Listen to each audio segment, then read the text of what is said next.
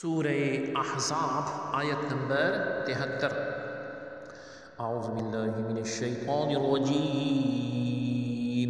بسم اللہ الرحمن الرحیم۔ لیعذب اللہ المنافقین والمنافقات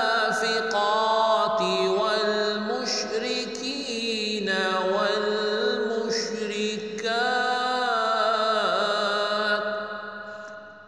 والمشركات ويتوب الله على المؤمنين والمؤمنات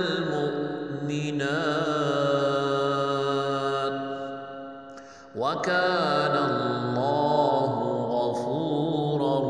رحيما۔ لفظی ترجمہ ہے لی کے یعذبہ عذاب دے، اللہ رب العزت المنافقین منافق مردوں کو، اور المنافقاتی منافق عورتوں کو، اور المشرکین مشرک مردوں، اور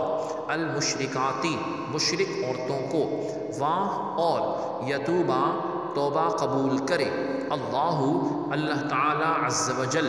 اوپر المؤمنین مؤمن مردوں، اور المؤمناتی مؤمن عورتوں، اور کانا ہے اللہ تعالی عز و جل غفوراً بخشنے والا، رحیمہ مہربان۔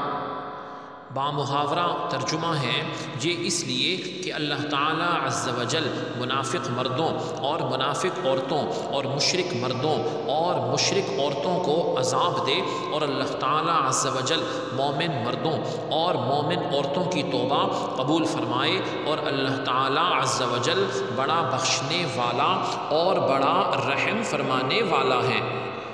آیت کی تفسیر میں فرمایا گیا کہ جو ارشاد ہوا لیعذب اللہ المنافقین والمنافقات والمشرکین والمشرکات، تاکہ اللہ تعالی عز و جل منافق مردوں اور منافق عورتوں اور مشرک مردوں اور مشرک عورتوں کو عذاب دے۔ اس سے پہلی والی آیت میں یہ بیان فرمایا گیا تھا کہ انسان نے اللہ تعالی عز و جل کی طرف سے دی گئی امانت کو اٹھا لیا اور اس کی ذمہ داری قبول کر لی۔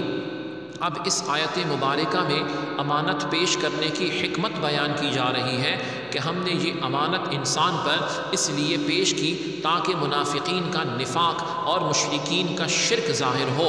اور اللہ تعالیٰ انہیں عذاب فرمائے، کیونکہ امانت انہوں نے ضائع کر دی، امانت کا حق ادا نہیں فرمایا، اور وہ مومن جو امانت کے حق ادا کرنے والے ہیں اور ان کے ایمان کا اظہار ہو جائے، وہ بھی ظاہر ہو جائے، اور اللہ تعالیٰ عز و جل ان کی توبہ قبول فرمانے والے ہیں، ان پر رحمت فرماتے ہیں، ان پر مغفرت فرمائیں گے۔ اگرچہ کچھ اطاعت میں تقصیر ہو گئی ہو، کمی ہو گئی ہو، انسان کمزور ہے، اگر کمی ہے اللہ رب العزت اس کمی کو معاف فرمائیں گے۔ اللہ رب العزت ہمیں اس اطاعت کا حق ادا کرنے اور اس کا پھل جو ہے وہ آخرت میں عطا فرمائے۔ سبحانک اللہم و بحمدک، اشہد ان لا الہ الا انت، استغفرک و اتوب الیک، وصلی اللہ تعالی علی خیر خلقہ محمد وعلی آلہ واصحابہ اجمعین برحمتک یا ارحم الراحمین۔